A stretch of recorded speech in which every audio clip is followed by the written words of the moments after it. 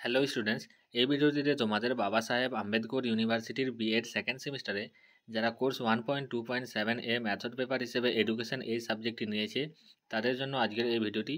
এই ভিডিওটিতে education method সাবজেক্টের 2024-26 সেশন অর্থাৎ 2025 সালের সাজেশন উত্তর সহ দেখানো হবে এবং এইগুলোর সাথে তোমরা যদি অন্যান্য কোর্স সহ পিডিএফ আকারে পেতে চাও তাহলে আমার সঙ্গে 7718187415 এই হোয়াটসঅ্যাপ নম্বর অথবা আমার টেলিগ্রাম চ্যানেল ক্রিয়েটার স্পিক এই গ্রুপে যোগাযোগ করতে পারো। অন্যান্য কোর্সের মতো এই কোর্সেও তোমাদের 35 মার্কসের পরীক্ষা হবে এবং 2, 5, 10 সব রকমের মিলিয়ে থাকবে। প্রথমে আমরা গ্রুপে অর্থাৎ 2 মার্কসের প্রশ্নোত্তর দেখব। 1 নং দাগের প্রশ্ন হলো শিক্ষাবিজ্ঞান শিক্ষণের যে কোনো দুটি উদ্দেশ্য লিখুন। 2 নং দাগের প্রশ্ন হলো আবিষ্কারমূলক বা হিস্টোরিক পদ্ধতির দুটি সুবিধা ও অসুবিধা লিখুন।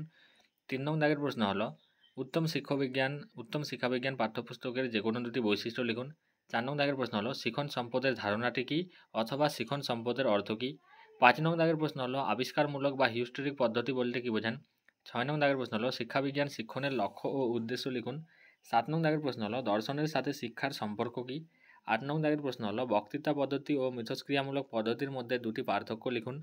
9 নং দাগের প্রশ্ন হলো প্রতিপাদনমূলক পদ্ধতি বলতে কী বোঝেন। 10 নং দাগের প্রশ্ন হলো প্রতিপাদন পদ্ধতির 4টি সীমাবদ্ধতা বা অসুবিধা উল্লেখ করুন। 11 নং দাগের প্রশ্ন হলো প্রজেক্ট পদ্ধতির ধাপগুলি লিখুন।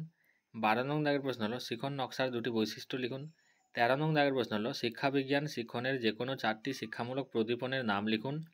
14 নং দাগের প্রশ্ন হলো শিখন নকশা বলতে কী বোঝেন। 15 নং দাগের প্রশ্ন হলো শিক্ষাবিজ্ঞান শিক্ষণের জন্য শিক্ষণ প্রদীপন নির্বাচনের দুটি নীতি লিখুন।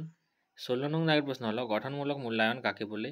17 নং দাগের প্রশ্ন হলো শিক্ষাবিজ্ঞান শিক্ষকের যে কোনো দুটি পেশাগত গুণাবলী উল্লেখ করুন। 18 নং দাগের প্রশ্ন হলো শিক্ষাবিজ্ঞান শিক্ষণের পাঠ্যক্রম রচনার দুটি নীতি লিখুন। 19 নং দাগের প্রশ্ন হলো শিক্ষাবিজ্ঞান শিক্ষণের যে কোনো দুটি মূল্য উল্লেখ করুন। 20 নং দাগের প্রশ্ন হলো পারদর্শিতার অভিক্ষা বলতে কী বোঝেন।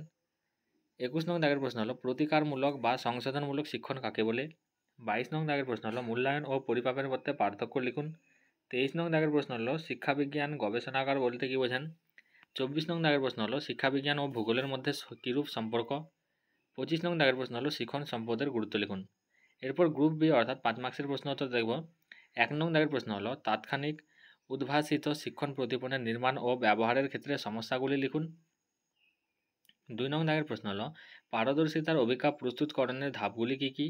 3 নং দাগের প্রশ্ন হলো বক্তৃতা পদ্ধতি বলতে কী বোঝেন, এই পদ্ধতির সুবিধা ও অসুবিধাগুলি কী কী। 4 নং দাগের প্রশ্ন হলো শিক্ষাবিজ্ঞান শিক্ষণের মাধ্যমে আপনি বিদ্যালয় শিক্ষার্থীদের মধ্যে জাতীয় সংহতির ধারণা কীভাবে প্রবিষ্ট করাবেন। 5 নং দাগের প্রশ্ন হলো মিথস্ক্রিয়ামূলক পদ্ধতি বলতে কী বোঝেন, এই পদ্ধতির সুবিধা ও অসুবিধাগুলি আলোচনা করুন।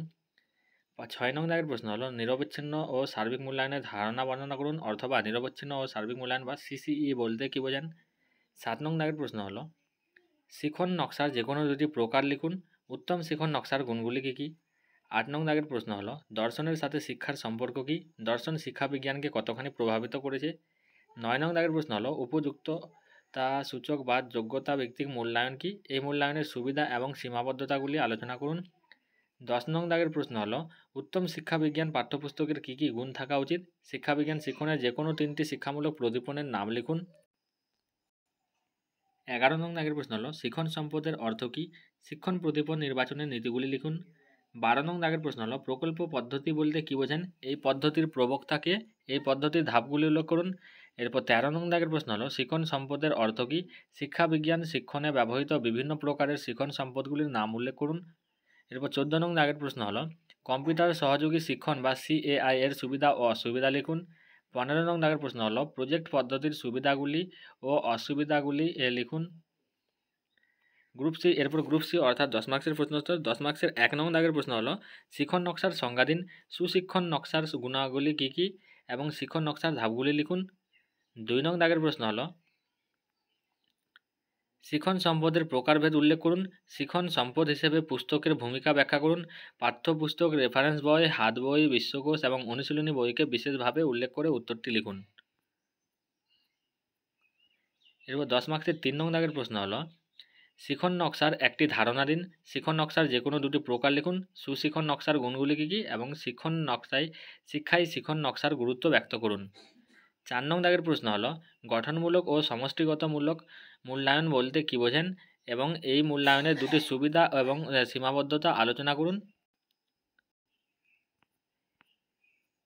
5 নং দাগের প্রশ্ন হলো শিক্ষাবিজ্ঞান শিক্ষণের মূল্য কী? শিক্ষাবিজ্ঞান শিক্ষণের মধ্য দিয়ে কিভাবে একজন শিক্ষক ছাত্রছাত্রীদের মধ্যে মূল্যবোধ জাগিয়ে তুলতে পারেন?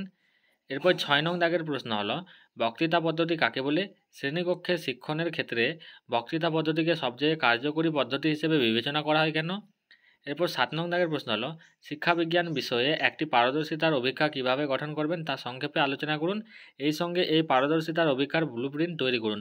এরপর 8 নং দাগের প্রশ্ন হলো শিক্ষাবিজ্ঞানের সাথে ইতিহাসের পারস্পরিক সম্পর্ক কিভাবে নির্ধারণ করবেন তা আলোচনা করুন। এই ছিল মোট তোমাদের 8টি প্রশ্নোত্তর 10 মার্কসের। এগুলো যদি পড়া হয়ে যায় অবশ্যই তোমরা টেক্সট বুক বা স্ক্যানার ফলো করতে পারো। অবশ্যই তোমরা 2 মার্কসের প্রশ্নগুলো বেশি বেশি করে দেখবে, কারণ 2 মার্কসের পড়লে হয়তো তোমরা 5 মার্কস 10 মার্কস ইজি বানিয়ে লিখতে পারবে। এই ছিল আজকের একটি ছোট্ট ভিডিও। যদি ভিডিওটি ভালো লেগে থাকে তাহলে অবশ্যই লাইক ও সাবস্ক্রাইব করবে।